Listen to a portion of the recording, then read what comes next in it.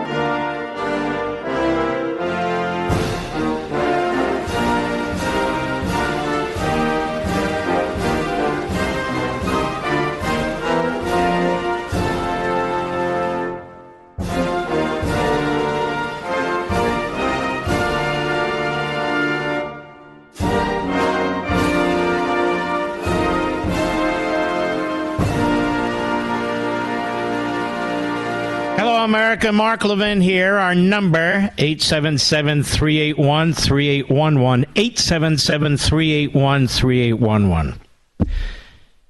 You know, two of our kids and their spouses live in Nashville. My daughter and her husband have two children, our grandchildren. Our granddaughter's 9 years old. And she played basketball with one of the 9-year-olds who was murdered today at this private Christian school. And they were murdered by a 28-year-old woman, as has been reported, Andre Hale, who identifies as a woman who has transgendered. This private Christian school goes from preschool to 6th grade. She had maps and tactics that she had been preparing for one of two schools. This is the school that seemed the easiest to penetrate. The police did a fantastic job, but they still lost 6 people. 3 9-year-olds were murdered. 3 adults, including a substitute teacher.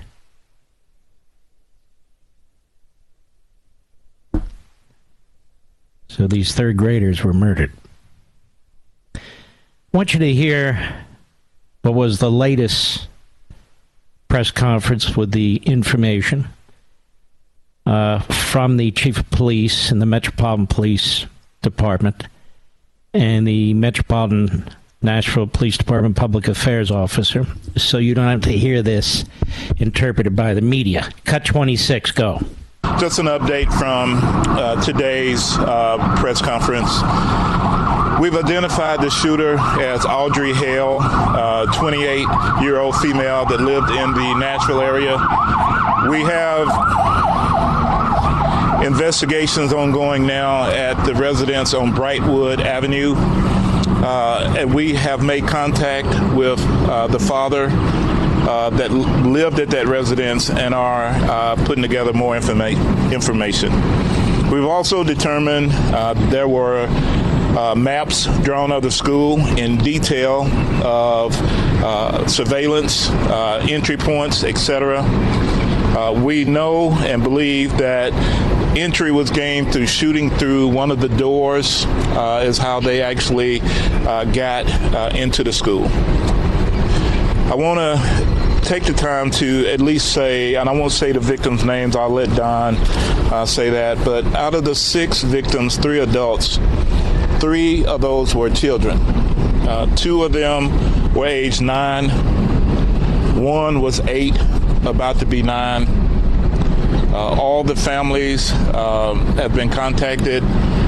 The victims' families have been contacted as well. My thoughts and prayers go out to the family.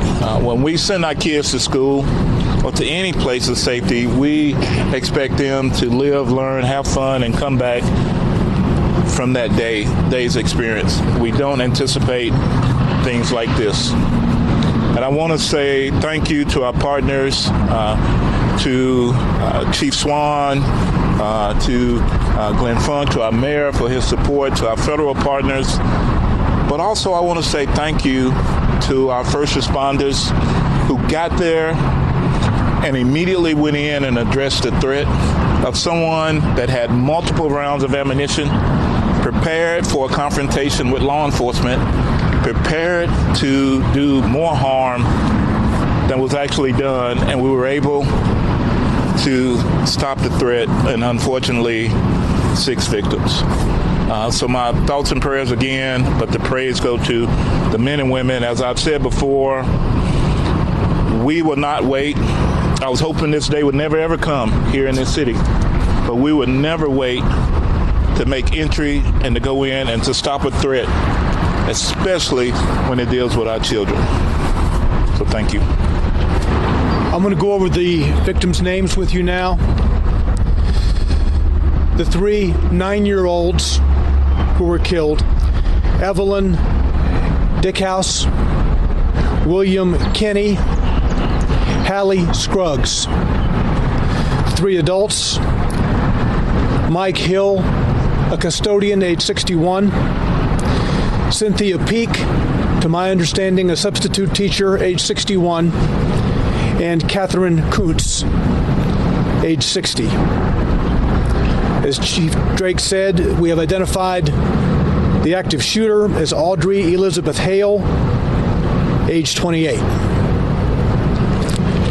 We'll take just a few questions if you have any. Don, do you believe that she was a former student at the school? Yes, we do. Chief, you want to address that? Yes, from our investigations tell us that she was a former student at the school. I don't know what grade she's attended or grades, but we do firmly believe she was a student there. Did she identify as transgender? She does identify as transgender, yes. Is there any reason to believe the shooter first went to the church before going to the school? I can't give you that information. Unsure. We know that the minute the calls came in, we responded to the church, so to the school. To the school. Yeah. Was there like 2 officers that went in when they first got there? Do you know how many there was when they first entered? So it was 5 officers that immediately went in and addressed. We have video that we're going to release, but you can see in the video, you can hear gunfire going on as they're in the school. They address the threat and take that threat down. And Chief, what do we know about her weapons? So we know there were 2 AR-style weapons, one a rifle, another was an AR-style pistol, and the other was a handgun. We believe 2 of those may have been obtained legally, locally here. Can you confirm that one of the adult victims, Catherine Kuntz, was head of the school? Was what? Was head of the school? There was some, I don't know her exact capacity within the school, but it was higher up in the echelon. And were any of the children victims related to any of the school staff? Unsure. I believe one may have been, but I can't confirm that. Does the shooter have any criminal history at all? No history at all. And no motive at this point? Anything discovered in the apartment or house? No, we have a manifesto. We have some writings that we're going over that pertain to this day, the actual incident. We have a map drawn out of how this was all going to take place. There's right now a theory of that we may be able to talk about later, but it's not confirmed, and so we'll put that out as soon as we can. And Chief, is there any reason to believe that how she identifies with white? I'm sorry, I knocked someone's mic over. I didn't hear you say that again, sir. Is there any reason to believe that how she identifies has any motive for targeting the school? We can give you that at a later time. There is some theory to that. We're investigating all the leads, and once we know exactly, we'll let you know. So was this a targeted attack? It was. Do we know about a history of mental illness? Man or woman? Don't know any history of mental illness at this time, but we are looking at that as the investigation is ongoing. And I'm sorry. She identifies as a transgender man or woman? Woman. Was this the only school that was targeted? It was the only school that was targeted. There was another location that was mentioned, but because of a threat assessment by the suspect, there's too much security, they decided not to. And that area was here in Nashville, so we're continuing with that investigation as well. Right now, we believe it's a lone assailant, and we don't anticipate any further damage at this time, but we're still investigating. The Brightwood address, she lived there with her parents? Or? Yes. Okay. Yes. Mm-hmm. Okay. Thank you. So the scene is going to be processed throughout the night. There we have it. Those are all the details we have from the chief himself. And by all reports, the police got on the scene and they went in the building immediately. We'll know more details later. Into the first floor, they heard shooting on the second floor. They immediately went to the second floor and they confronted this person and killed her. And she would have killed many, many more. I don't know how you kill a 9-year-old kid. And of course, the gun control advocates are right on it. They don't have all the facts. They don't know exactly what took place, but it doesn't matter. All they know is if you surrender all your weapons, this wouldn't have happened. This is not the time or place for that. It's absolute BS. I will deal with it another day. I can tell you that even my daughter is shaken up. This was a mile from their house. And as I said, my granddaughter, who's 9 in 3rd grade, played on a basketball team with one of the young girls who was murdered. And I cannot imagine what those parents are going through. And what about a substitute teacher? What a day to be a substitute teacher. Unbelievable. I'll be right back. Mark Levin.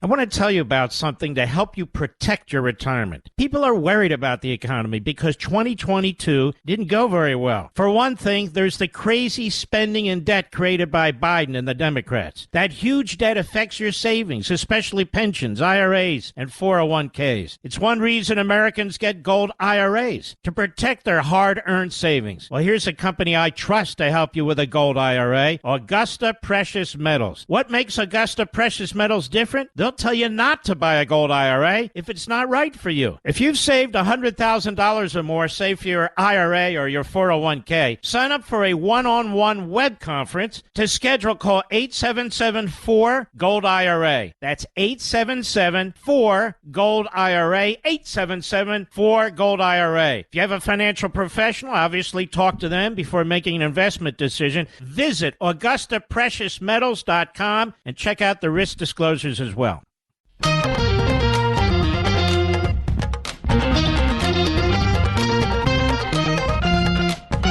Since we've gotten an enormous number of inquiries, I feel obligated to talk to you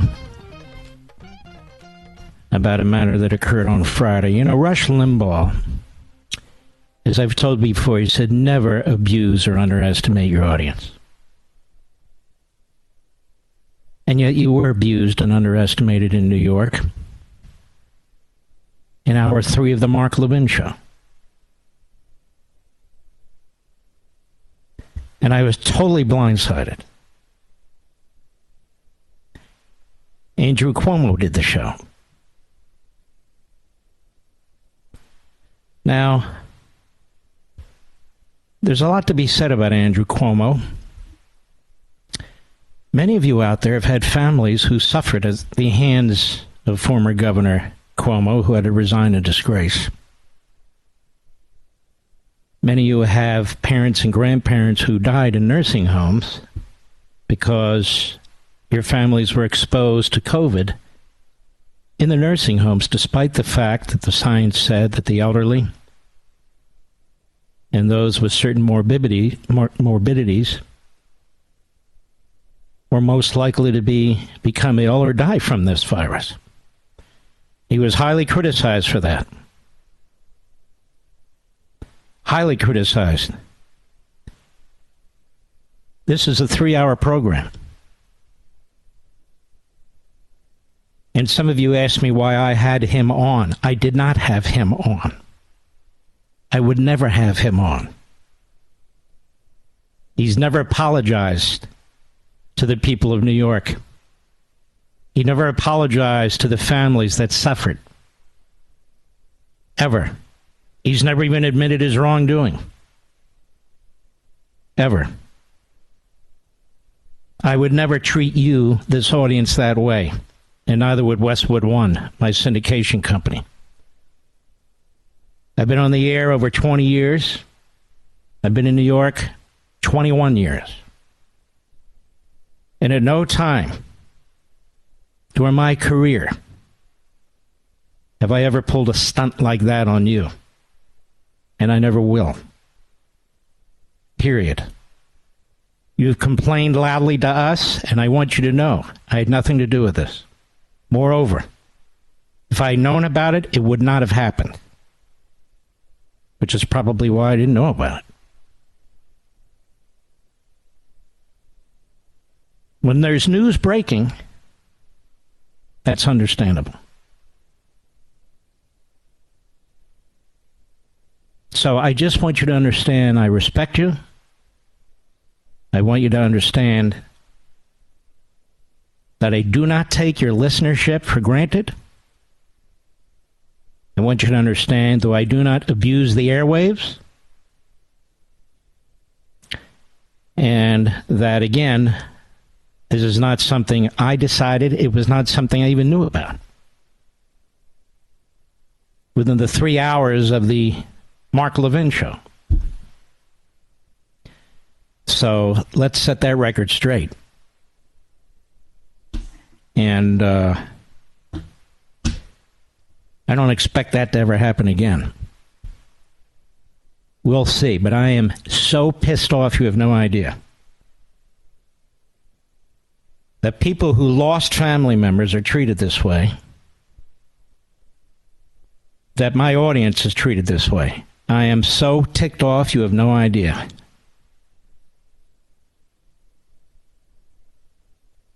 But we will continue to proceed.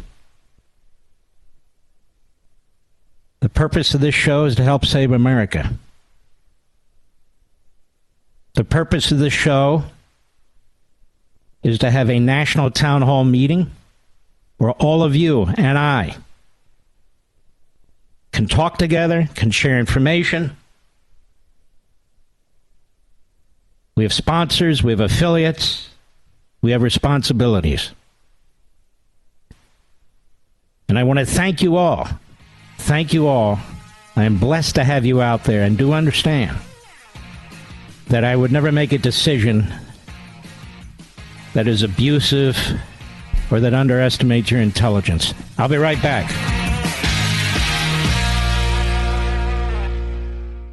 I want to tell you about something to help you protect your retirement. People are worried about the economy because 2022 didn't go very well. For one thing, there's the crazy spending and debt created by Biden and the Democrats. That huge debt affects your savings, especially pensions, IRAs, and 401ks. It's one reason Americans get gold IRAs, to protect their hard-earned savings. Well, here's a company I trust to help you with a gold IRA, Augusta Precious Metals. What makes Augusta Precious Metals different? They'll tell you not to buy a gold IRA if it's not right for you. If you've saved $100,000 or more, say for your IRA or your 401k, sign up for a one-on-one web conference. To schedule, call 877-4-GOLD-IRA. That's 877-4-GOLD-IRA, 877-4-GOLD-IRA. If you have a financial professional, obviously talk to them before making an investment decision. Visit AugustaPreciousMetals.com and check out the risk disclosures as well.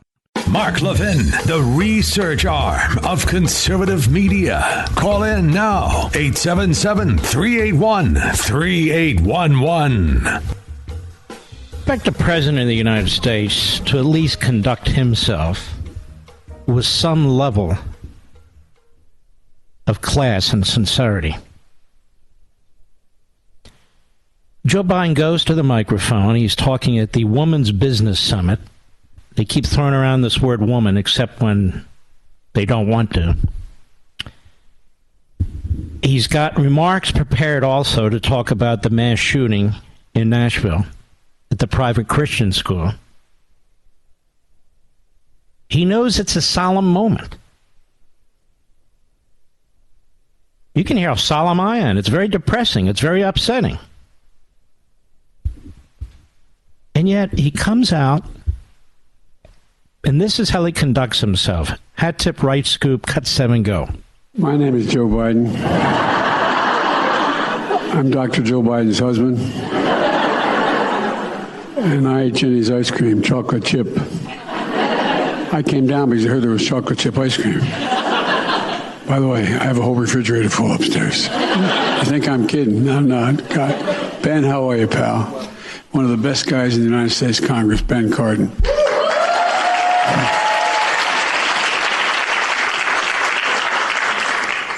Folks, it's a delight to have you all here. And who are those good-looking kids back there? Are your kids, all 4 of them? Yes. Well, stand up, guys. John, we'll jump back in here. Considering the moment. Like you.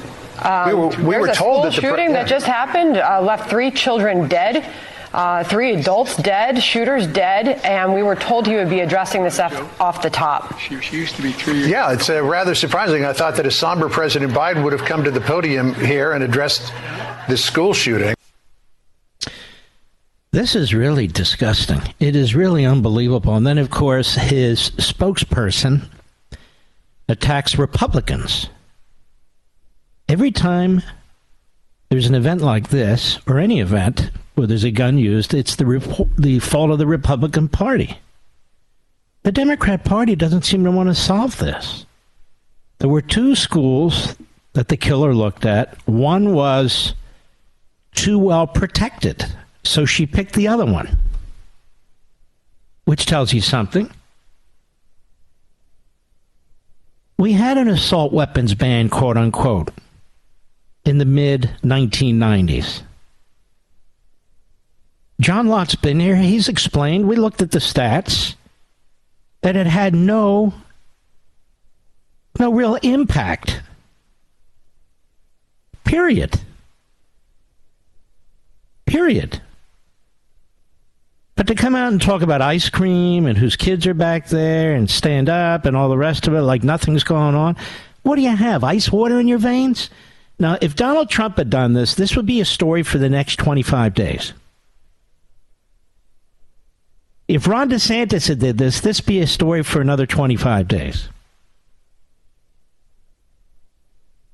But even apart from that, you know, you have the photo of Donald Trump with the baseball bat, Mr. Producer. That story's still going on Twitter. You have a president of the United States. 3 third graders were murdered. 3 adults were murdered. You know how much chocolate chip ice cream we have up? So I'm not kidding you.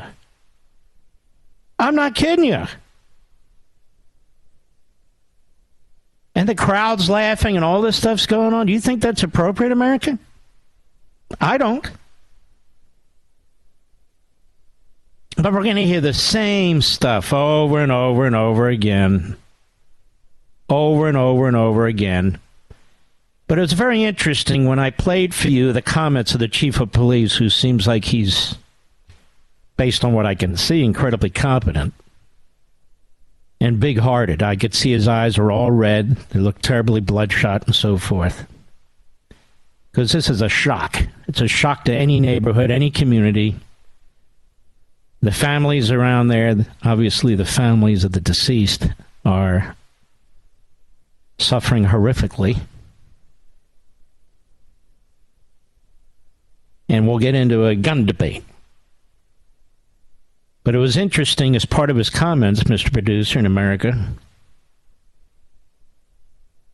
he did mention that this is a transgender person who identifies as a woman, and they had a theory or theories.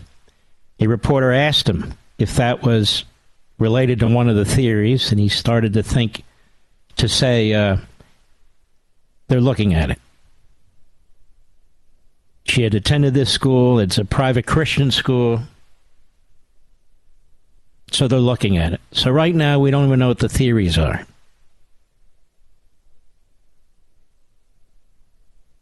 Just unbelievable. And I will deal with the politics of it as it comes up the next day or two or three. But right now, Mr. Callscreen, I don't want any calls on the politics of it, none of it. Because I don't need people just making suggestions or surmises and all that. That's not right. It's not what should be done. Certainly not right now. We'll leave that to the politicians and the media. This is what they do, and they cannot help themselves. And this is how they drag the nation into this stuff.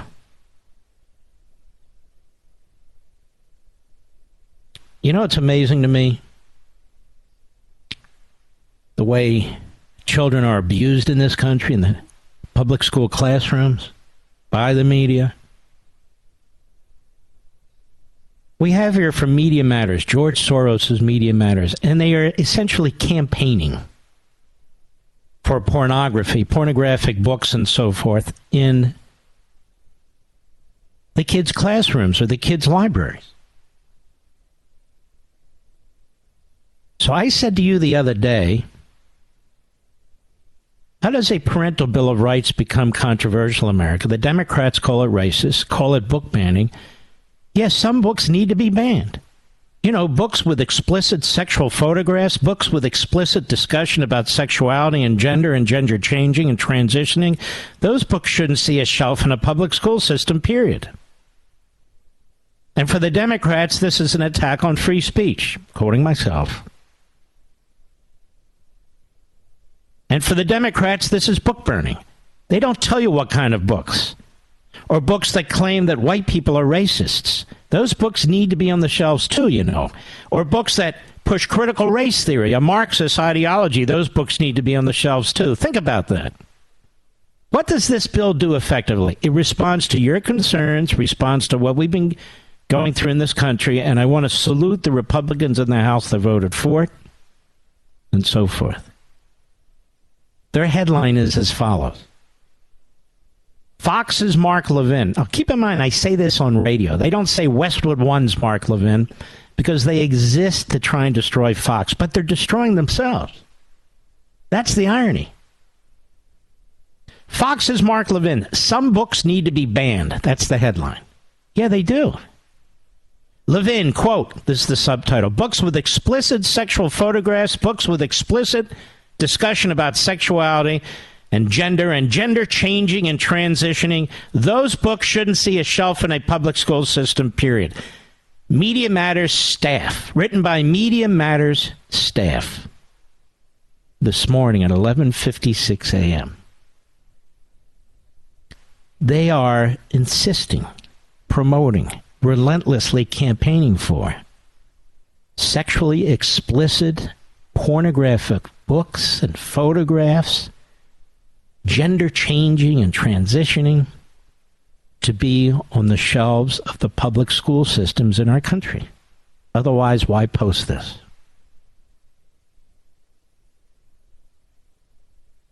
Sick, perverted. And every single Democrat in the House of Representatives agrees with them. Every single one agrees with them. That's amazing. I'll be right back. Mark Levin.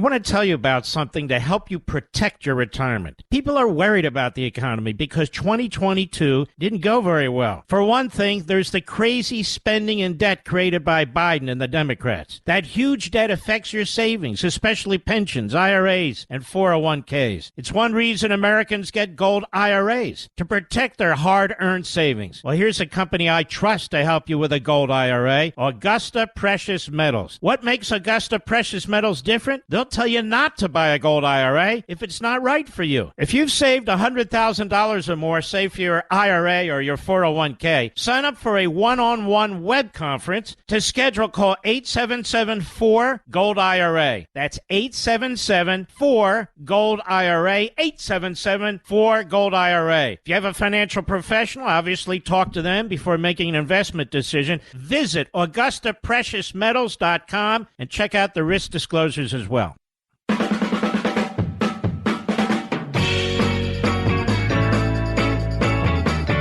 The Daily Wire's investigative reporter, Luke Rosiak,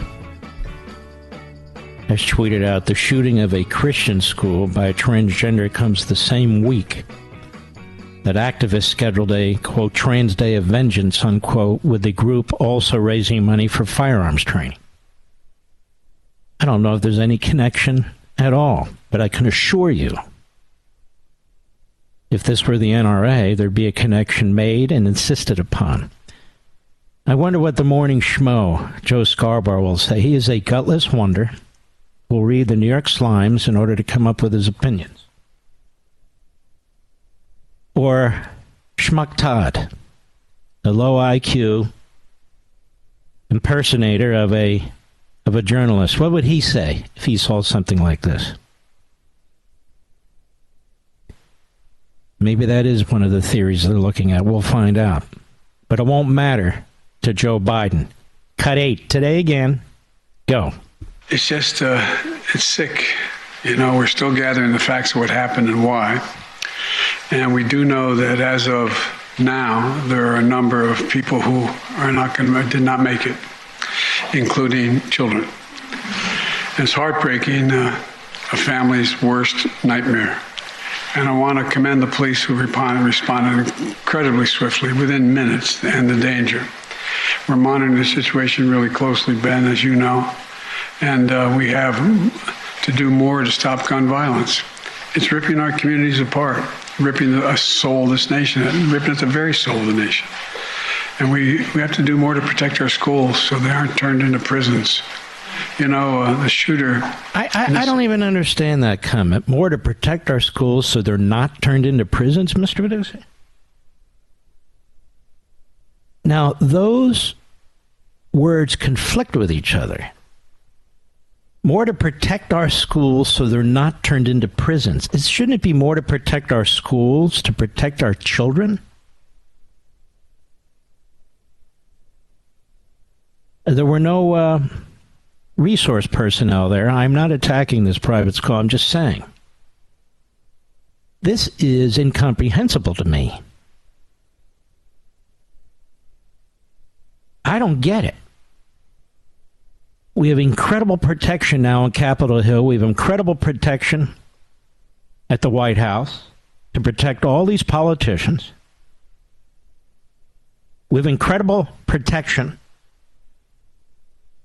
at federal buildings, in other facilities. Is the White House a prison? Is the Capitol building a prison? Is the FBI building a prison? Is the Department of Justice a prison? I mean, it's perplexing to me. But if you want to protect your children, we don't want to turn it into a prison. See, this is driven by ideology. He doesn't say we need to protect our children by any and all means possible. He's already told you that banning weapons is it. It's the only way. And we've done that, and it doesn't work. If you really want to save the lives of children, shouldn't you at least say, if you're him, any and every proposal of substance that might be reasonable or sensible I want to look at. But he doesn't say that. He doesn't say it. And it's always the Republicans' fault. It's the Republicans' fault that we have a debt. It's the Republicans' fault that the border's open. It's the Republicans' fault that Democrat cities defunded police. It's incredible. It's the Republicans' fault that we don't have enough oil and gasoline. It's the Republicans' fault that there's inflation and prices are going up and up and up. Go ahead. 2 assault weapons and a pistol, 2 AK-47. So I call on Congress again to pass my assault weapons ban. And this is all he's going to do. Politicize it the way he does Social Security and Medicare. He's not going to fix a damn thing. And so it will happen again. Do you remember they just voted on a bipartisan gun control bill? And I told you then, what's the point? They're not going to accept that that's enough. They're going to just go incrementally because that's what the radical left does. What's the point? This is all they do. And this is their issue. It's like abortion. Abortion was supposed to be limited and rare. Now it's abortion on demand right up to the point of birth and even after birth. They voted against saving the life of an abortion that's failed. That is, a human being that's born. They voted against it. Every single Democrat in the Senate, except one, Manchin. Except one, Manchin.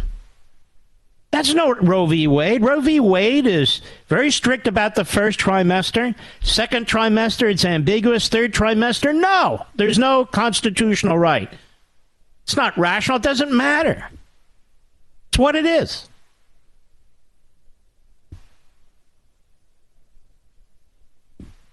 Now, the media know this has been tried before, 1994.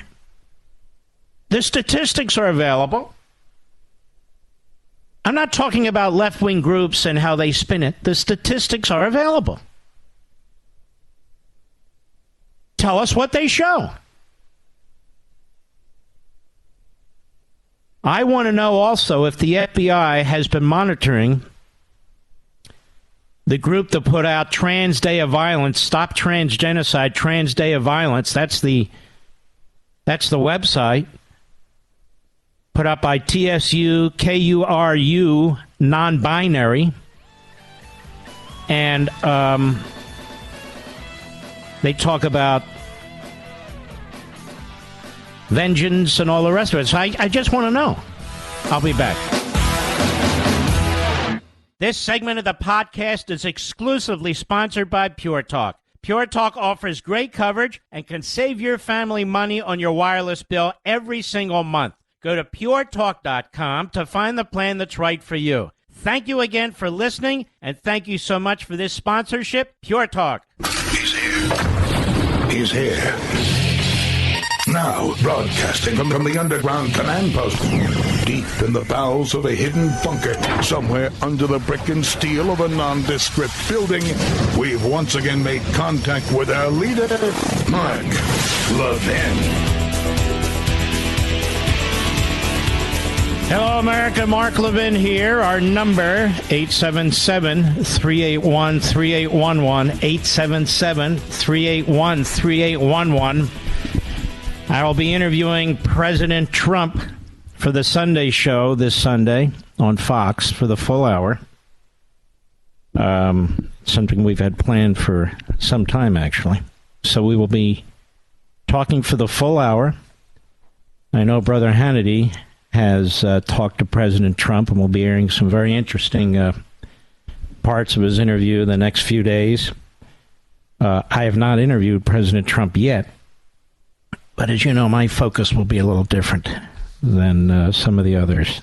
Even though they're great interviews, don't get me wrong, it's just going to be a little different. Joe Tacopina is a good lawyer.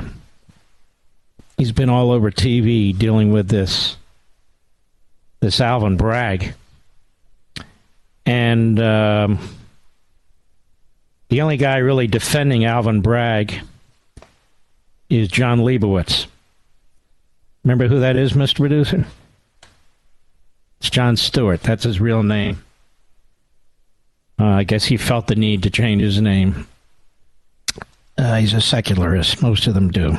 Joe Tacopina is on with Chuck Todd on Meet the Depressed. And I'll tell you what's interesting. There are Sundays on Life, Liberty, and Levin where we get a bigger audience than Meet the Depressed. Did you know that, Mr. Producer? It's true. Imagine what we would do on a network show. Of course, they never have me because, they prefer Chuck Todd. Next thing you know, the Cuomo will be on there. Anyway, I want you to hear some of this. Really, to listen to Chuck Todd. What do you think of this guy? Cut 11, go. But what would he supposed to put in his personal ledger? Seriously, what would he put in his personal ledger? Payment for hush money to quiet an affair that I claim I never had, so my family doesn't get embarrassed. Is that what he should put in his ledger? There's nothing wrong with how about the truth? You keep saying what should be the ledger? Chuck, should it be the truth? Chuck. Would you ever put a 4-paragraph sentence into a ledger? Chuck, honestly, I think you're being a little petty when you're looking at this now, because there is no filing obligation. You can put whatever you want in your own personal ledger. Let's slow down here. Chuck, isn't it amazing? This is called a non-disclosure agreement. Why would you put anything in your ledger?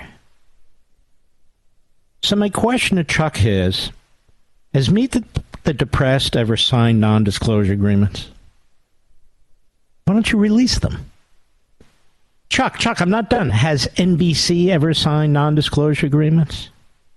Now, Comcast owns NBC. Has Comcast ever signed non-disclosure agreements? Chuck, I'm talking to you. Are you awake? The answer is, of course they have. All of them have. The lawsuit brought by that kid whose name I can't remember, Mr. Producer, at the Jefferson Memorial. Remember when they got in his face and they smeared the kid and they brought it? Nicholas Sandman. Whatever happened to that suit against the Washington Post? Well, there's a non-disclosure agreement. How about the suit against CNN? There's a non-disclosure agreement. Oh. Who knew? Well, what's in the non-disclosure agreement? Well, I don't know. Now, I would say this, Chuck Todd. We have 2 letters from 2018. One from Michael Cohen's lawyer saying Michael Cohen paid for this out of his own pocket. How come you don't mention that to your tiniest of tiny audiences? Why? How come you don't mention that Stormy Daniels herself, same time frame, 2018, sent a letter saying that she never had a relationship with Donald Trump of any kind at any time? Why don't you mention that? Or what did he put in his letter? How about the truth? Oh, Chuck, that's a good one. You're really good, Chuck. We've invited Chuck on here in the past multiple times, have we, Mr. Producer? He doesn't want to come on. Filet of Chuck. We can't have filet of Chuck. Go ahead. Obligation, that would be one thing. If he had taken campaign funds, that would be something else. Neither of these things happened here. So you have a situation where you're looking at either, was it a tax deduction? Yeah. And they pulled it out of the grand jury because they thought initially he was taking a deduction. He did not.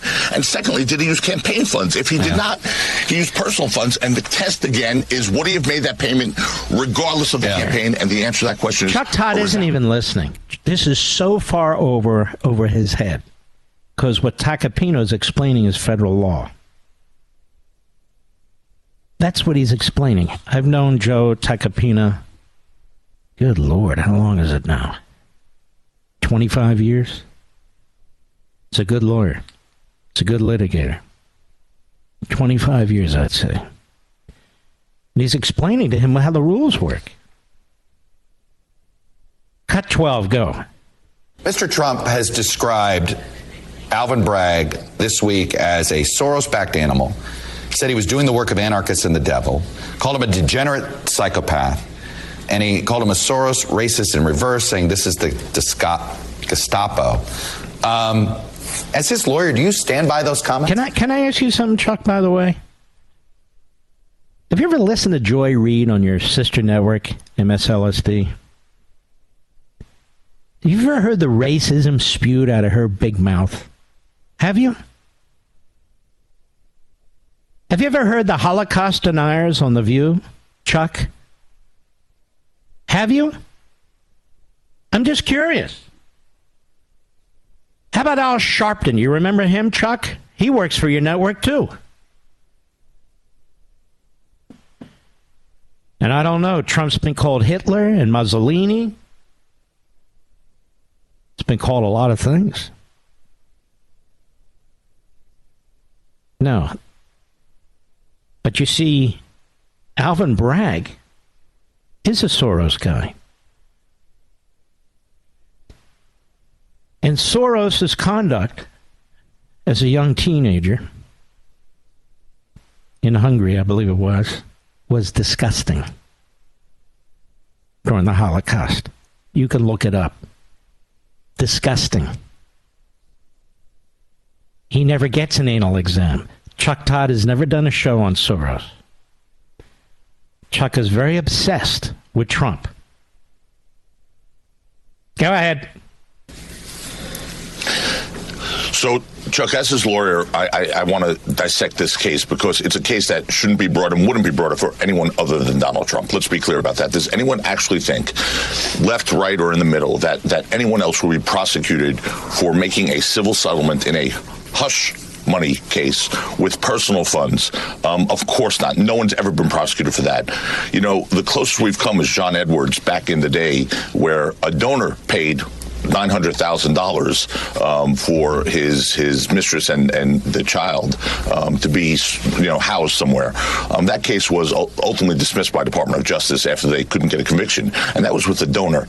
The distinction here is so vast, and it's clear to anyone, whether you're if you're a supporter of Donald Trump or detract or don't like anything about Donald Trump, we should all be concerned as citizens in this country about the weaponization of a prosecutor's office, and that is what this is. And I swear to you, in my 32 years as both a prosecutor and a defense lawyer, I've never seen an abuse of discretion like this. Well, you say that. We don't know what the charges are yet. We have no idea what the charges are. But I go back to, is it... No, would you advise a client... Would you advise a client to personally attack a prosecutor like this? I mean, now this is amazing to me. To personally attack a prosecutor by calling the prosecutor names. Does anybody remember Ken Starr? What a wonderful human being. He was a dear friend of mine. He was the independent counsel during much of the Clinton administration. He was federal appellate judge. He was a chief of staff at the Department of Justice, a position I would later hold. Was the president of a college. Was the dean of a law school. Do you remember the names that he was called? The threats made against him by the Clinton War Room? You remember the attacks by Stephanopoulos and Carvel? And all these people day in and day out. Do you remember the brutality from the media, NBC, ABC, and CBS, against Ken Starr? And even worse, how they hung out at his home every time he would leave his house. Chase him down. Said the most vile things about him. Remember that? Alvin Bragg hasn't even come close to the kind of abuse that Ken Starr received from the likes of the Democrats, their surrogates in the media, NBC among them. Do you recommend it? Donald Trump is facing 4 grand juries. He's faced 5 altogether. He's been under criminal investigation before with no crimes. They have his federal tax returns. His family has been up and down the criminal justice ladder for doing nothing. Alvin Bragg's office had already dropped this case, picks it up again because of an unethical deputy DA prosecutor who comes into the office for no pay for the purpose of getting Trump. You have an attorney general in Albany who's out to get Trump. I could go on and on and on. And this idiot, this ass, Chuck Todd, he says, do you recommend him attacking the prosecutor this way? No, he ought to just sit silently and take it, Chuck. That's all. Just sit silently and take it. Isn't that what everybody does? Go ahead. Tacopina. You know, Chuck, I know. I'm not his social media consultant. I think that was an ill-advised post that one of his social media people put up, and he quickly took down when he realized the rhetoric and the photo that was attached to it. But that being You're said, only referring to the baseball bat. He didn't take down the other rhetoric. Wait a minute. You're referring Wait a minute. He needs to take down all his rhetoric. He needs to clean up his act. He cannot come out swinging. No. Just because people have said things about him, continue to say things about him, and want to stick him in prison, just because everybody virtually, except John Leibowitz, everybody has said that the case in Manhattan is a disgusting politicization of the criminal law process, he really shouldn't call names, you know. Really shouldn't go, wait, he didn't take down the names. He didn't stop accusing. This is why nobody watches Meet the Press anymore. It's not like it was in the great days of Joel Spivak, where it was like 20, 25 years old, where everybody wanted to go on Meet the Press. Everybody would watch it on Sundays. It was a serious show. He's turned it into a clown show. He's turned this into a joke. These are not the right types of questions, if you want to get to the bottom. And yet they continue to push it because they think it's going to help their ratings. It's not. It's not going to help their ratings. You think it was okay, Chuck, when Joe Biden worked with racists and segregationists to keep public schools segregated, do you?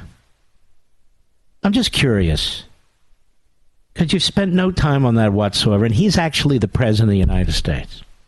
How much time did you spend with Tara Reid, who accused Joe Biden of molesting her? Really, seriously. I mean, you're worried about this non-disclosure agreement.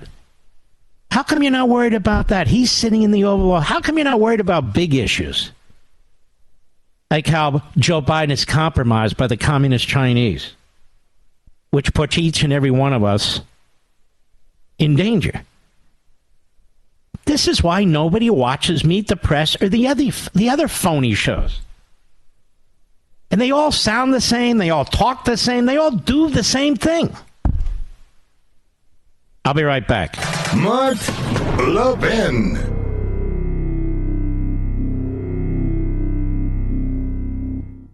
Don't fall for the free phone deals from Verizon, AT&T, or T-Mobile, folks. Just another trick to lock you into a long-term contract that's going to cost you a fortune every single month. Instead, get a brand new iPhone 12 from Pure Talk for just $12 a month at 0% interest, no contract. Cancel or leave anytime. Get a new iPhone, ultra-fast 5G service, and cut your cell phone bill in half. That's why I'm a Pure Talk customer. That's why you should be too. You can switch right now at puretalk.com in as little as 10 minutes. Choose from a variety of unlimited talk and text plans starting at $30 a month with plenty of high-speed data, all backed by a 100% money-back guarantee. Go to puretalk.com, enter promo code Levin Podcast, Levin Podcast, and you'll save 50% off your first month. An iPhone 12 for $12 a month and save on your monthly bill. puretalk.com, promo code Levin Podcast. Restrictions apply. You can see the site for details. Last evening, ladies and gentlemen, in Boca Raton, Florida, the ZOA of Florida had their annual meeting. All kinds of great muckety-mucks were there. Sharona, who heads the Florida ZOA. Mort Klein, who's a dear friend of mine, heads the National ZOA, Zionists of America. All that means is support the existence of the State of Israel. And to my great delight and surprise, the Speaker of the House was there, Kevin McCarthy, who I think we can all agree has really been very, very solid right now, don't you think? And he introduced me. I was introduced by the Speaker. And I got an award from the Florida ZOA. And it was a great, great pleasure to be with, looked like thousands of people, whatever the number was, wonderful, wonderful people who listened to the program and just like you, and who are patriots for the United States, strong supporters for the State of Israel. And it was very, very kind of them. And I know the Speaker wanted me to relay to all of you in the audience, millions of you, his thanks. And his thanks because he is trying to keep, as much as he possibly can, the Republican caucus together. He has to take on the Senate. He has to take on the President of the United States. He has to take on the media. And, of course, where we agree, we're going to give him whatever support we can. And our mission is simple. Joe Biden says that when he was asked by Xi, one word, what does America stand for? He said possibilities. That's not right. Liberty. Possibilities flow from liberty. But Joe doesn't believe in liberty. And even when Joe says one word, possibilities, what Joe really means is endless possibilities for government, growing and empowering the central government. That's what he means. The one word is liberty, or freedom, if you will, but liberty, not possibilities. Either way, Joe is ensuring that we have less and less of both. So I wanted to thank the folks down there. I wanted to thank the Speaker. Also, my congressman was there, a great, great guy, as were others. We'll be right back. Don't fall for the free phone deals from Verizon, AT&T, or T-Mobile, folks. Just another trick to lock you into a long-term contract that's going to cost you a fortune every single month. Instead, get a brand new iPhone 12 from Pure Talk for just $12 a month at 0% interest, no contract. Cancel or leave anytime. Get a new iPhone, ultra-fast 5G service, and cut your cell phone bill in half. That's why I'm a Pure Talk customer. That's why you should be, too. You can switch right now at puretalk.com in as little as 10 minutes. Choose from a variety of unlimited talk and text plans starting at $30 a month with plenty of high-speed data, all backed by a 100% money-back guarantee. Go to puretalk.com, enter promo code Levin Podcast, Levin Podcast, and you'll save 50% off your first month. An iPhone 12 for $12 a month and save on your monthly bill. puretalk.com, promo code Levin Podcast. Restrictions apply. You can see the site for details. Liberty's voice, Mark Levin. Talk with that voice now. 877-381-3811. Almost 3 years ago to the day, we got a call. I'll just call her Dr. Elaine. And Dr. Elaine surprised us. She started reading to us, and we broke this nationally. It did appear, I must say, the morning of in the Wall Street Journal, but we broke it that night nationally. A memo that was put out by Andrew Cuomo's operation, his office, insisting that COVID patients be placed in nursing homes and senior living facilities. And that there would be a punishment by New York State if they found out that nursing homes were not accepting COVID-positive patients. And this led to a disaster throughout the state, especially in New York City, that families are still suffering from.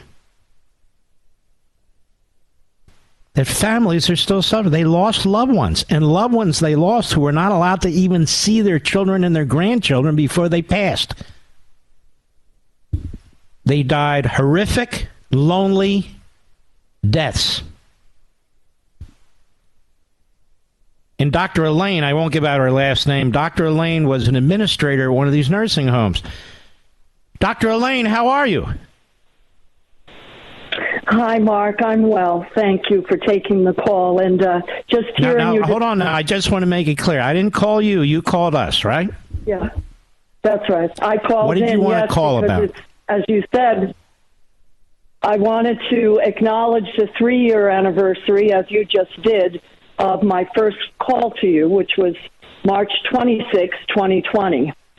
And that was because of the March 25th directive that you also just referenced from the health department mandating that nursing homes accept COVID-positive patients for admission. And as people may remember, the very first outbreak of COVID in the United States actually occurred in the nursing home in Kirkland nursing home in Seattle with terrible fatalities. So the last place anybody would want to have COVID would be in a nursing home. But shortly after New York's first case in early March 2020, we got this directive, which we were absolutely flabbergasted.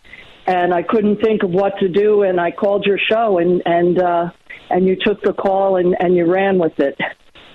So I wanted to acknowledge that and give you a call and say, yes, it's been 3 years. 3 years. 3 years almost to the day.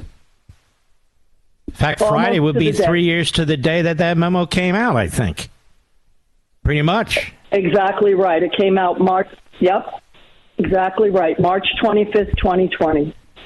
And when we talked about it at that time, obviously I'm not in any respect knowledgeable about this kind of medicine and so forth or science.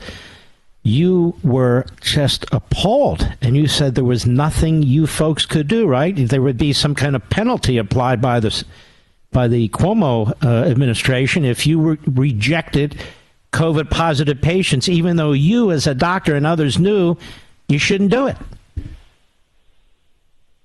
Well, the language of the memo said nursing homes must comply with the admission of COVID residents. So must comply sends a certain message. The Department of Health basically has great authority over nursing homes, which is a good thing, by the way. It's important that nursing homes are regulated and scrutinized and surveyed. So nothing against that. But you live or die by what the Department of Health says. So they were very clear, you must comply. And, Mark, we were not allowed to request that patients be tested for COVID. Can you imagine?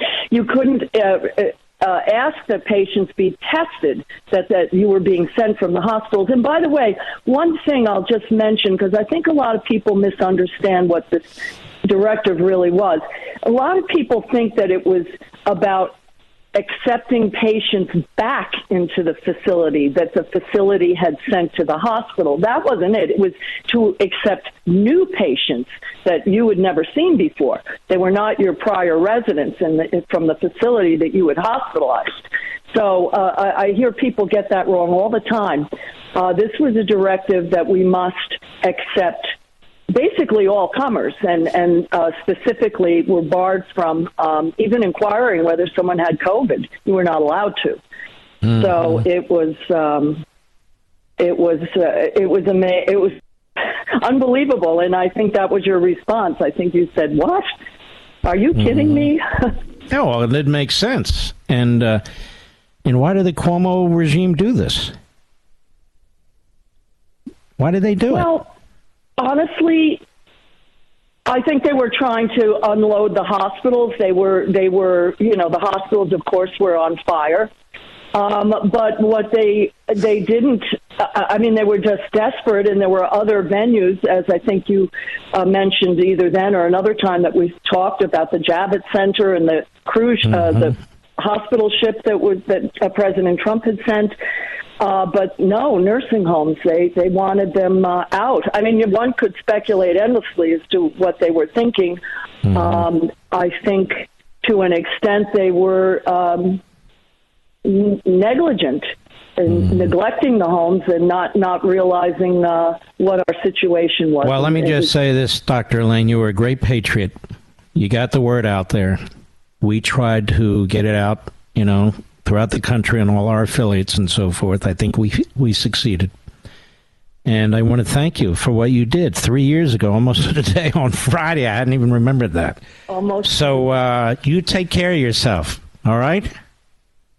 Thank you, Mark. Thank you for all you've done. God bless you. Well, we do have some sad and breaking news here, ladies and gentlemen. This is from postmillennial.com. Rand Paul staffer stabbed in brutal attack in Washington, D.C. in broad daylight.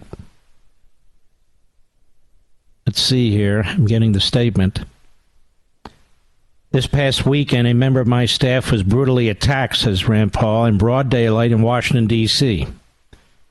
I ask you to join Kelly and me in praying for a speedy and complete recovery and thanking the first responders, hospital staff, and police for their diligent actions.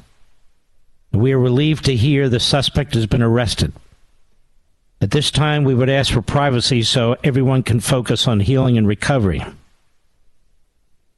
42-year-old Glenn Neal, a Southeast D.C., was arrested and charged with assault with intent to kill in broad daylight. This happened on the 1300 block of 8th Street Northeast. People know where that is in Washington, D.C. That's not considered a very dangerous area. In broad daylight over the weekend. Almost stabbed to death. And this is a city, Washington, that wants 2 senators and a congressman that can vote.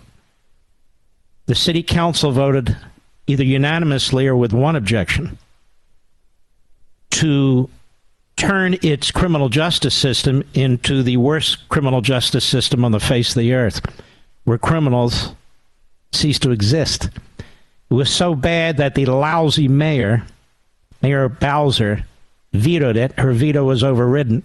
And then the Speaker of the House, McCarthy, put a vote on the floor because D.C. is the District of Columbia. It's a federal district.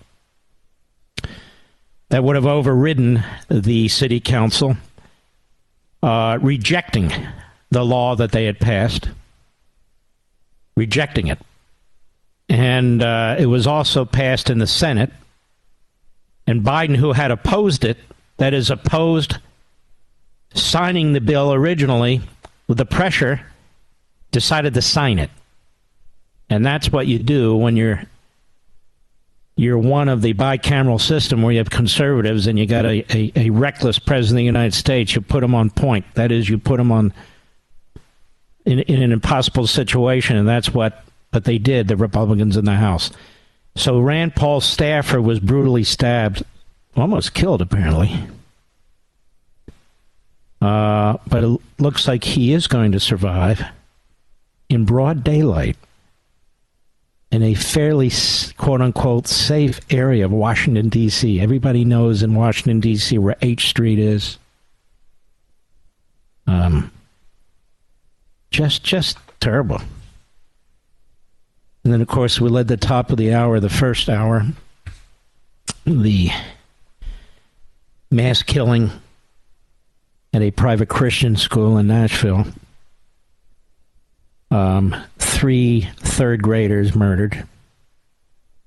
2 of whom were 9, 1 of whom was almost 9. 3 adults, 2 who were 61, 1 who's 60. 1 was a janitor, another was a substitute teacher.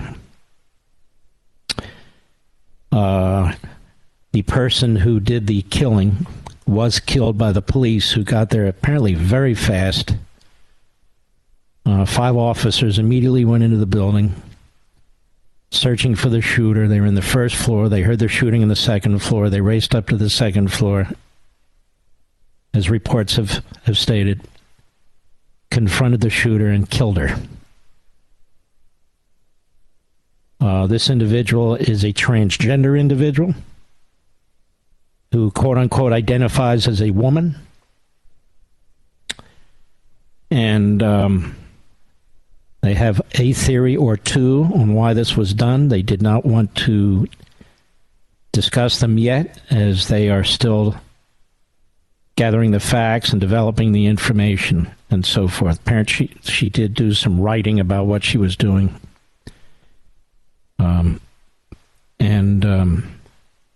Just to tell you how horrific these things are, I mean, imagine being the parents. It's just... And as I said, my granddaughter, who's 9, played basketball with one of the little girls who was murdered. And in fact, my daughter told me that Julie and I, my wife and I, were at a basketball game, I guess it was a year or two ago, in Nashville, where the young girl was playing in the game with the team that is my granddaughter's team. Horrific. And my kids live about a mile away from this private Christian school. You just never know. You never know. It's horrendous. So, I'll be right back. Mark Levin.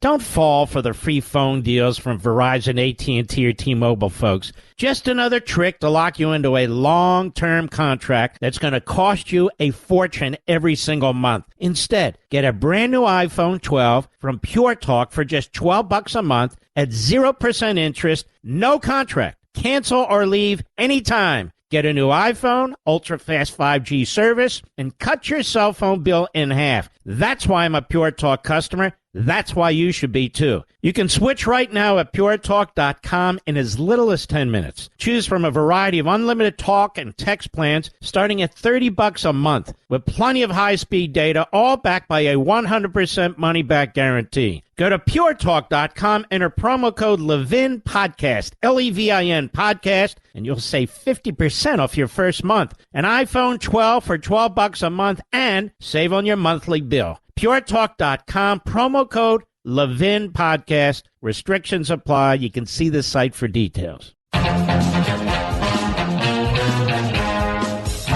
right, Mr. Producer. Why don't we take a call or two? Let me surprise you and them.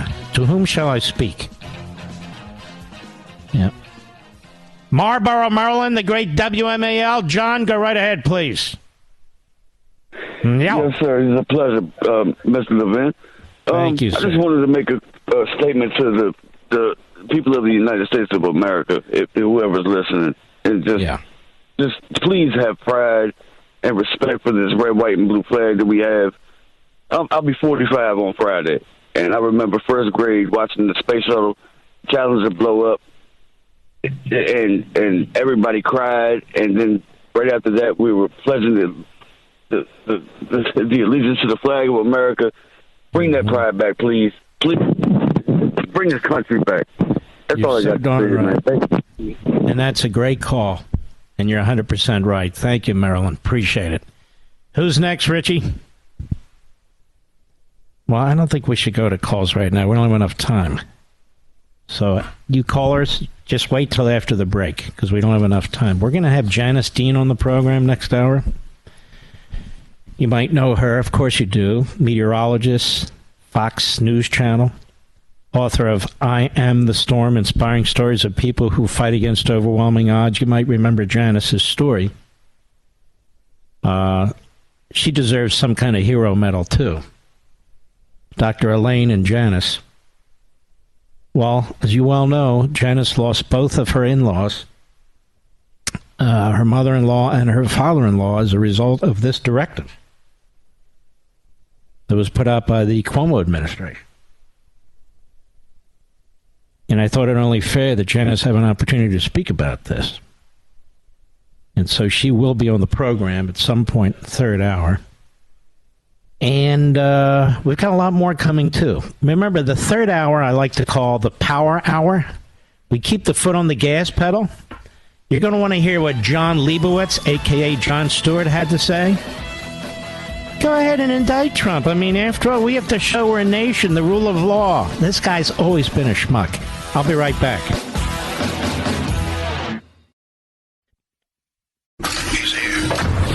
He's here. Now, broadcasting from the underground command post, deep in the bowels of a hidden bunker, somewhere under the brick and steel of a nondescript building, we've once again made contact with our leader, Mark Levin. Hello, America. Mark Levin here. Our number, 877-381-3811. 877-381-3811. Before we get to John Leibowitz, a.k.a. Jon Stewart, have you noticed the left always changes their name? Like Whoopi Goldberg's real name is Karen. Isn't that funny, Mr. Producer? She's a Karen. Or Sonny Houston's name is whatever. But they changed their names. It's very weird. Before we get to that, over there at Hot Air, Jazz Shaw. Sure, he didn't change his name. The new House Oversight Committee investigating the political weaponization of the Justice Department. They want to bring on some additional staff. Start putting in some overtime. Every news story that comes out about the FBI's actions in recent years makes the Bureau look worse and worse. The latest story posted by our colleagues at PJ Media involves the ongoing seditious conspiracy, quote-unquote, charges being brought against leaders and members of the Proud Boys. The trial of chapter leader Zach Reel, that's R-E-H-L, was preparing to call a witness this week, but ran into a problem. Their witness, quote-unquote, turned out to be a confidential informant for the FBI, who'd been spying on the defense team. I tell you, this Stasi stuff is unbelievable. That brought the trial to a screeching halt, quote, until these issues have been considered and resolved, unquote. That's putting it mildly, to say the least. Critics of harsh prosecutions in the January 6th debacle continue to be vindicated, they write. Those who have said the whole thing was a setup keep getting proved right by our own Department of Justice, they say. According to lawyers for Zachary Reel, a Proud Boys chapter leader charged with seditious conspiracy, the government failed to disclose that one of the witnesses scheduled to testify was actually a confidential informant for the FBI. Amazingly, the Associated Press reported it. They wrote, quote, Carmen Hernandez, a lawyer for former Proud Boys chapter leader Zachary Reel, asked the judge to schedule an immediate emergency hearing and suspend the trial until these issues have been considered and resolved. Lawyers for the other four defendants joined in Attorney Hernandez's request. Is that not unbelievable, Mr. Producer? The informant in the case has been going by the name of Jen Loh, L-O-H. But her real name is Jenny Lynn Salinas. Jenny Lynn Salinas. She's been involved in the cases against multiple defendants and has been working with their legal teams. She even participated in prayer meetings with the defendants' families.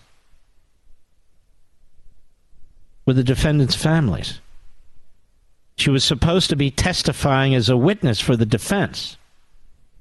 But all the time she's been working for the Federal Bureau of Investigation. Defense lawyers have been asking for a full list of FBI agents and informants who were involved in this investigation, but the Bureau has been stonewalling them. I don't know how any judge can wear one of those robes and be called Your Honor and continue to support this kind of stuff. It's just unbelievable to me. And if Salinas has been involved in talks with the defense attorneys as alleged, it's one of the clearest examples of a violation of attorney-client privilege you could hope for. There's nothing inherently wrong with law enforcement using paid informants to gather information, but those informants are supposed to be reporting the presumed illegal actions of others. They're not supposed to be the ones planning illegal activity, and they're most certainly not supposed to be spying on defense teams as they prepare to go to trial. This is all too reminiscent of the supposed kidnapping plot against Gretchen Whitmer.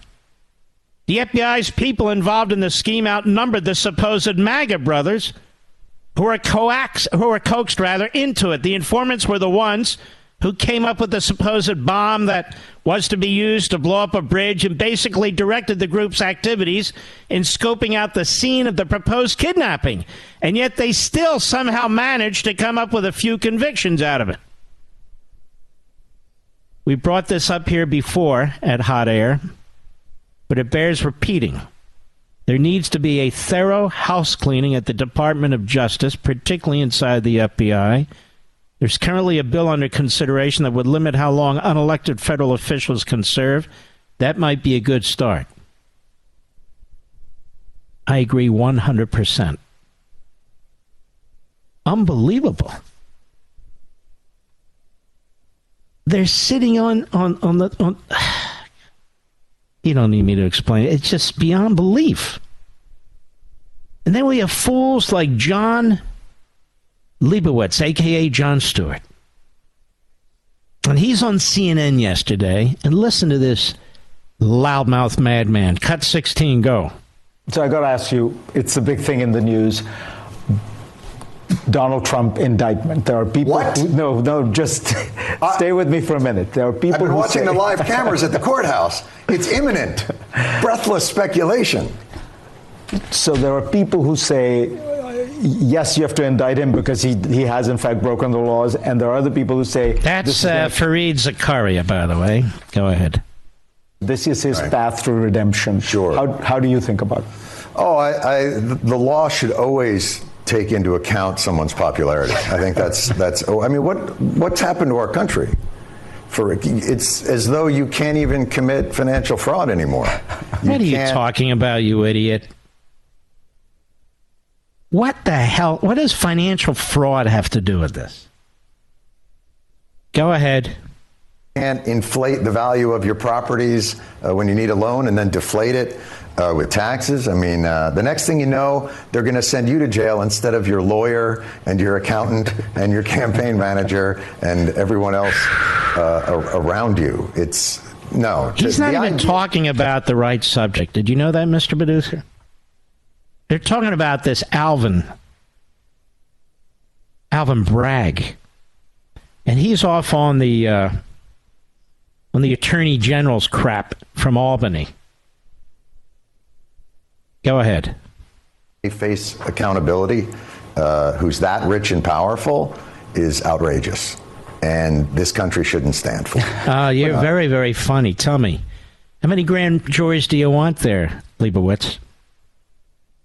There have been 5 in the last several months, and that's before I even talk about the Mueller grand jury. There's been 6 grand juries that have looked into this man. At everything.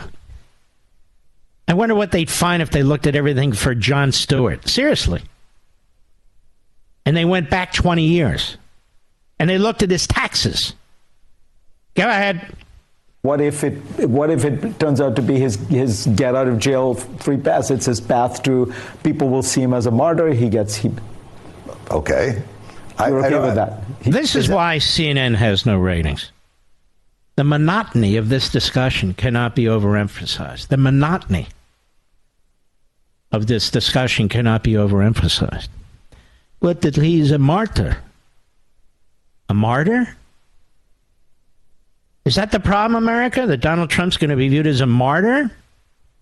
Maybe he truly is the victim of the system under the Democrats. In fact, that's what he is. It's not about Donald Trump being a martyr. Go ahead. He'll become president again. he could become president anyway. Fareed, we either have the rule of law or we have no rule of law. Oh, right. That's right. We either have the rule of law or we have no rule of law. So what do you think about informants sitting in with defense lawyers, John? And what do you think about violating attorney-client privilege so the government could know what a client and their lawyer discuss? What do you think about that, Johnny? Does that bother you at all? Probably not. I'll be right back. Mark Levin.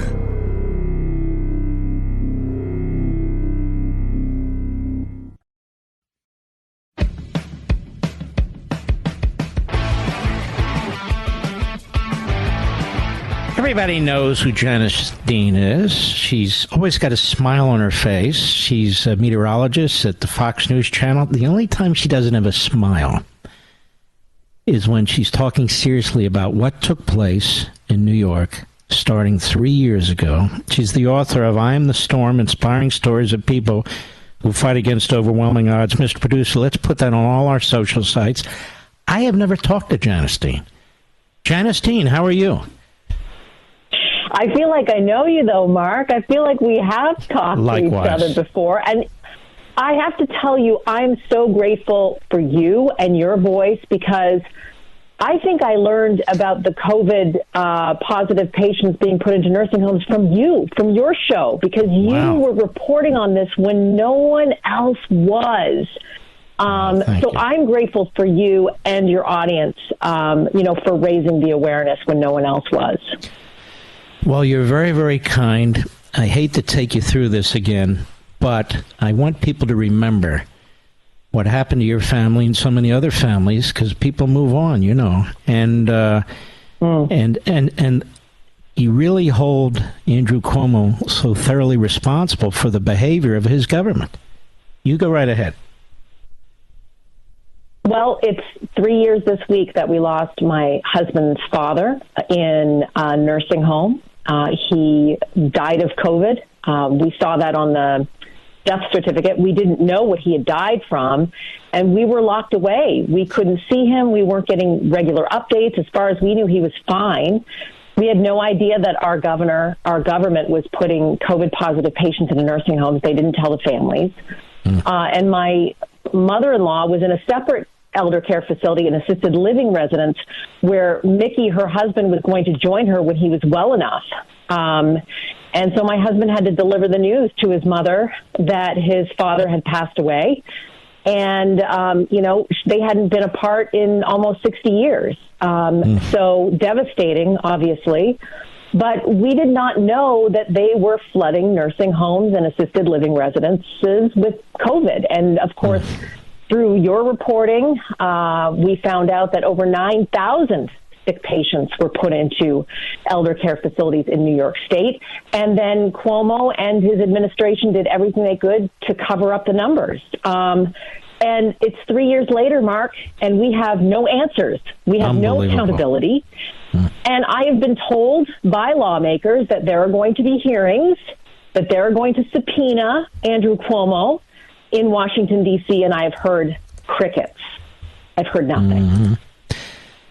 You really have to wonder how a governor who has conducted himself this way can get away with it. We had a lady call us, and called in last hour. We call her Dr. Elaine. She's a doctor. She was an administrator at one of these nursing homes, and she called into the show when this memo came out. And she really broke the story, and she read it to me. I said, no, you have to send it to me because I don't believe you. Yes. And I read it on the air. I said, what in the hell? I mean, what kind of a moron, his government would send COVID-positive patients into nursing homes and assisted living homes, and you're not even allowed to test people when they're coming in from the hospitals, and you're not allowed to reject anybody. I mean, that is like a death sentence, is it not? Yes. Yes, it is. And there's a reason we're not finding out those answers. People are afraid, and it's not just Andrew Cuomo. I believe it's the Hospital Association. I believe there are a lot of people that have blood on their hands, and no one wants to get into the floorboards and find out exactly what happened. But we need to, because if there's one thing that we know from the very beginning, Mark, and that is that the elderly were the most susceptible to the virus. What if it was kids? What if kids were the most susceptible to the virus and they decided to flood schools? People will be in jail right now. But for some reason, they just want to shove it under the rug and not look at it. And people look at me like I'm crazy 3 years later that I'm still trying to shine a light on this. Because if I don't, who's going to? Mm-hmm. And you're the kind of person who will cause this one day to be exposed. Tell us a little bit about your in-laws.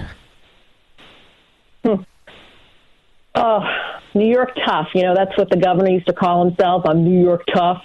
They were born and bred in New York, lived in a 4-story walk-up in Brooklyn for almost 60 years. My father-in-law was a firefighter. My husband's a firefighter. For 23 years in the department. He was in the Air Force for many years as well. And they were true New Yorkers. And Dee was someone who never forgot a birthday or an anniversary.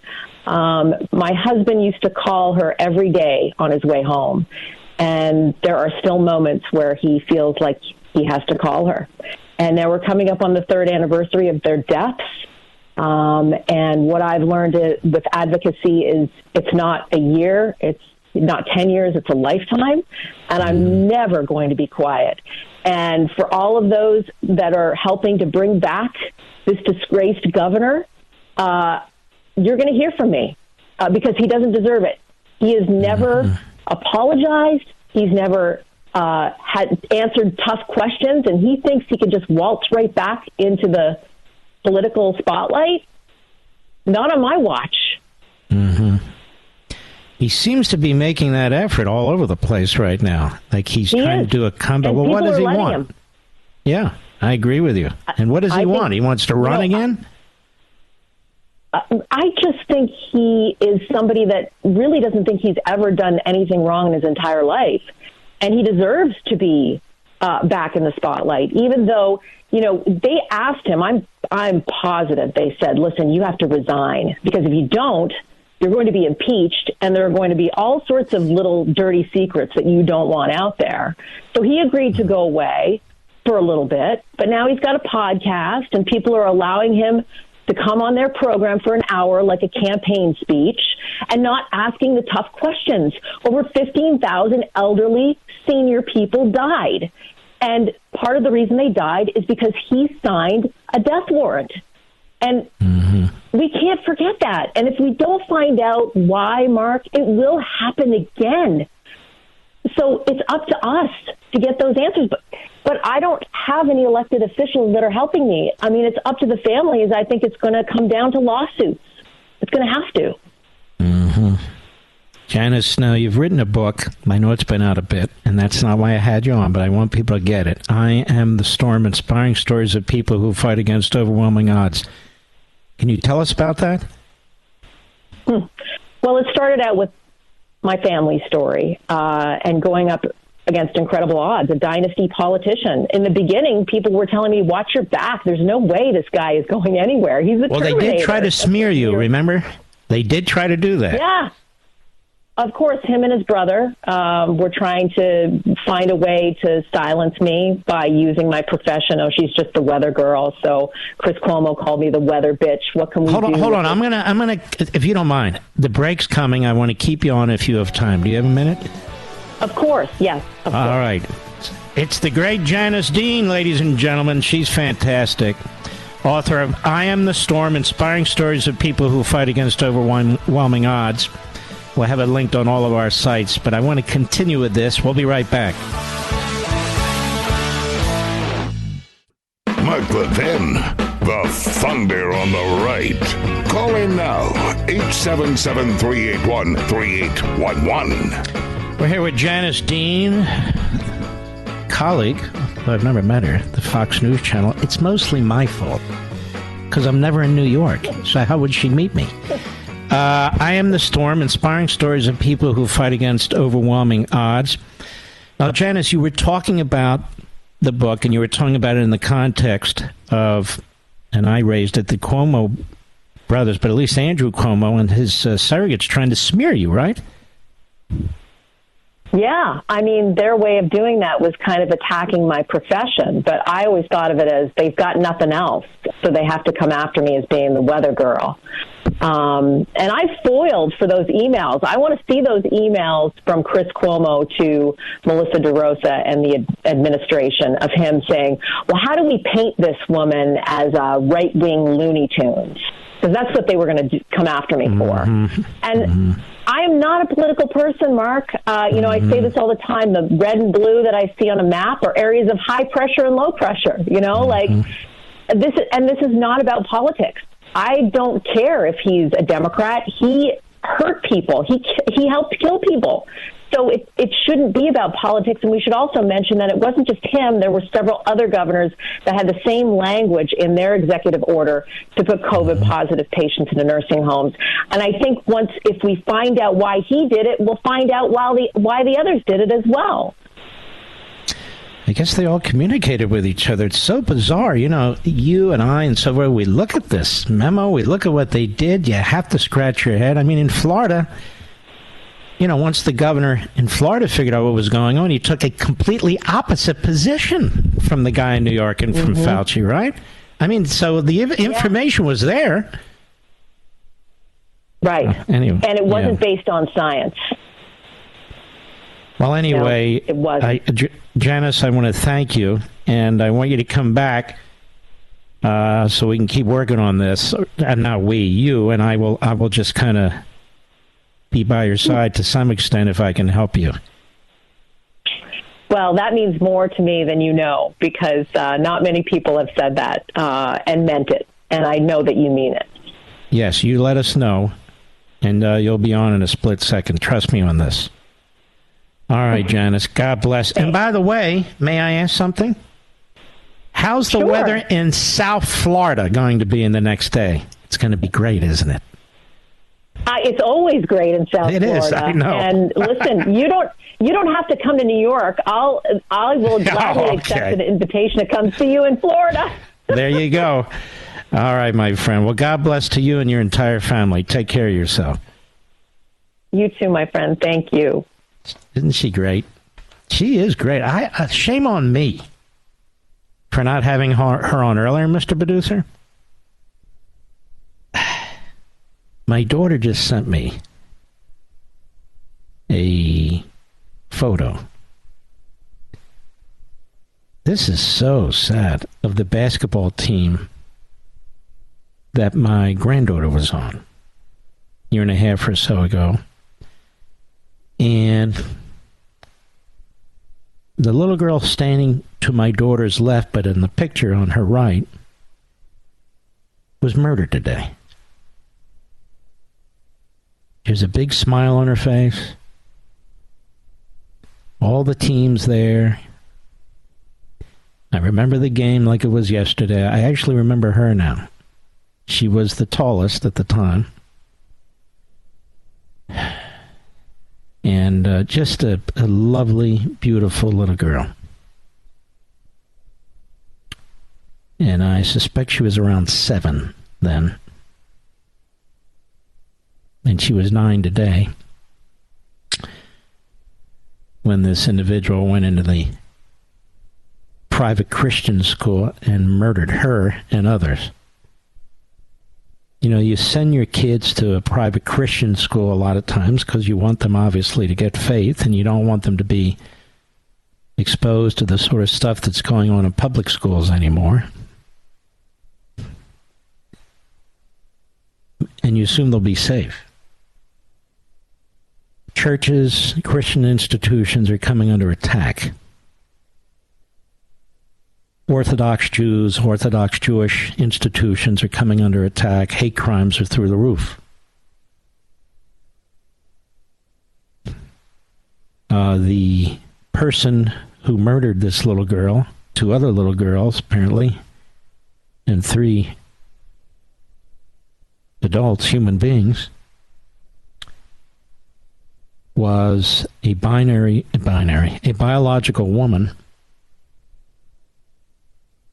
who was transgender. She identified as a woman. And went into that school with the intent of slaughtering Christians. She went to that school at one point in her life. She's 28 years old.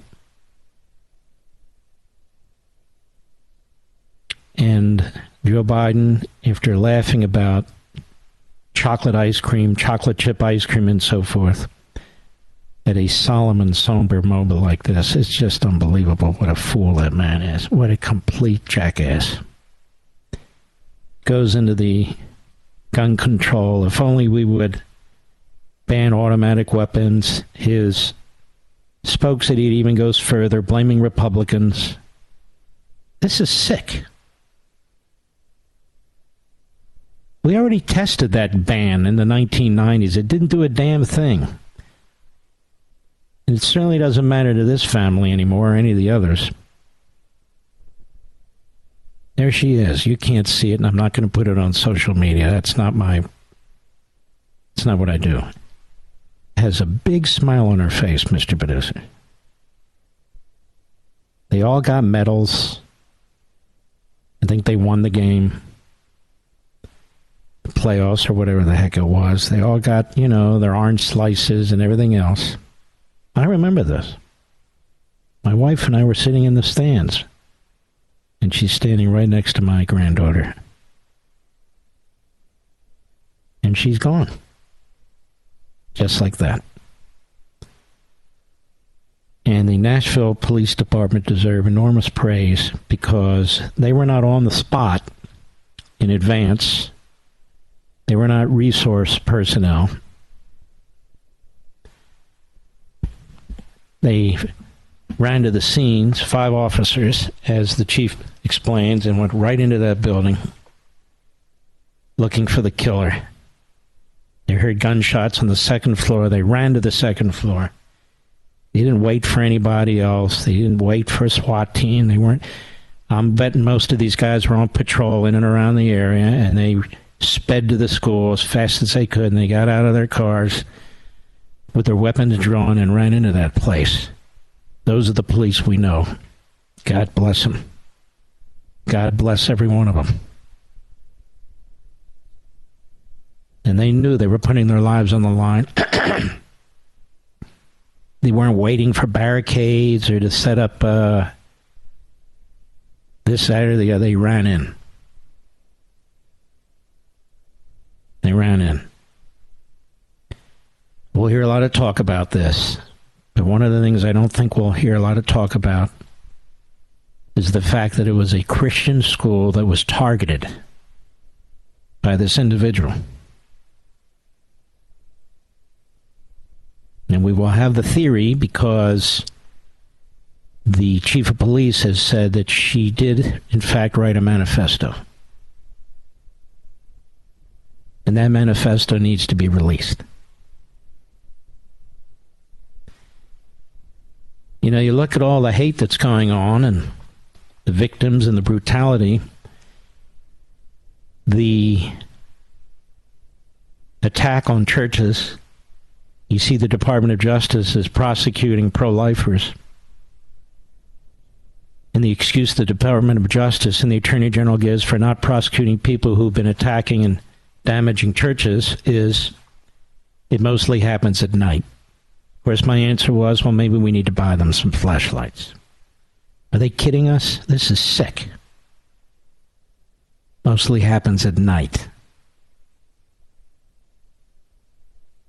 They pick the easy fruit, the low-hanging fruit, rounding up people whose pictures they see on the internet or on the grounds of the Capitol. Oh, that's a tough job. That's a tough job. And many of us are trying to figure out exactly how many FBI informants were there on January 6th. How many? We can't even get that information from our government, even though January 6th has been over for now over 2 years. We can't even get that information. Also, there's been another chemical spill. must be due to the regulations that Joe Biden has put in place. Well, how do you know, Mark? I don't have any idea, but I'm going to pretend I'm like the President of the United States. Just make allegations after allegations after allegations. Another massive train derailment with a hazardous material spill. And let's see here. I'm trying to pull it up. Where is it? It's involved the 70-car Canadian Pacific train that was hauling hazardous materials around Windermere, North Dakota. Sunday night, 31 cars went off the tracks sometime late Sunday night, according to a local report. And they're saying it will take 7 to 10 days to clean up the derailment. No one was reportedly injured in the incident. I wonder if that's not another environmental injustice situation in North Dakota, Mr. Producer. What do you think? What do you think?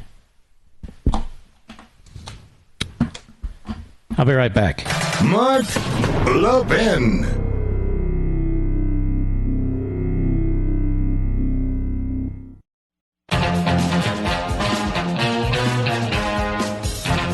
I guarantee you, if I open the phone lines, the number of people who would call this program and would jam it up,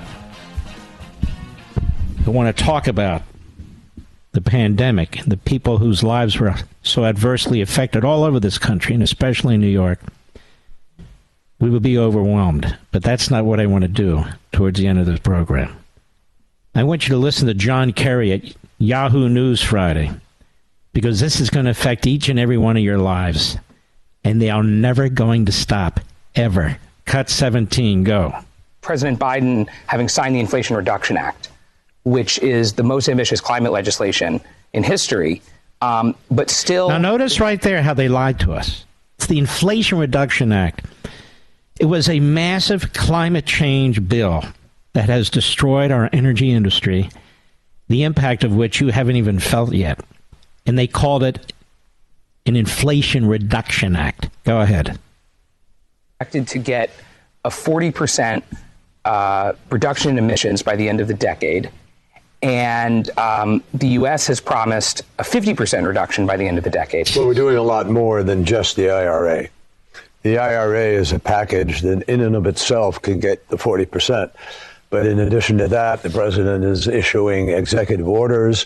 There'll be changes on automobile, on light truck, heavy duty, a number of initiatives that are being taken by states, subnational, cities. They really kept us in the game, frankly, during the Trump administration when he pulled out of the agreement. But 75% of the new electricity that came online during the Trump administration came from renewable resources. So we have a lot of other options, tools, if you will, in the toolkit besides the IRA. The IRA is a huge leap forward, and it's already having a major impact. That is the Inflation Reduction Act. Now they have the name for it, the IRA. 75% of new electricity came from renewables. So it could be 75% of 2%. But what I'm telling you is John Kerry has Biden's ear. And Biden does what John Kerry tells him to do. This is the truth. They're bosom buddies.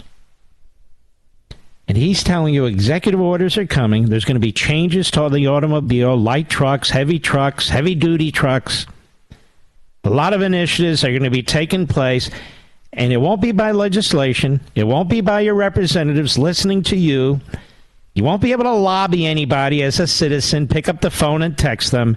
Mr. Executive Order is going to do it. And this is the same Joe Biden who's trashing the state of Israel because they're trying to move from a judicial totalitarian regime to more of a parliamentary participatory government, which is the way it used to be. So he interferes in the internal domestic affairs of Israel, and yet in our internal domestic affairs, the guy conducts himself like an iron-fisted autocrat. That's exactly what he does. And just listen to the verbiage that they use now. 40% reduction in emissions. The communist Chinese are building 2 new coal power plants every week. 2. Every week. And they don't give a damn about this agreement. The country of India, I don't know about 2 a week. They don't give a damn about this agreement either. They have nothing to do with it. And so here's the United States committing acts of suicide economically, because that's what the Democrats want us to do. So more government by executive orders, government by bureaucracy and government regulation, crippling us, literally crippling us. Well, too bad we don't have 4 or 5 hours, actually. Ladies and gentlemen, we salute our armed forces, police officers, firefighters, and emergency personnel, our truckers, and the men and women in Taiwan and Ukraine. God bless the freedom fighters and you, the greatest audience in the world. Your loyalty, I'm deeply blessed, and I'll see you tomorrow.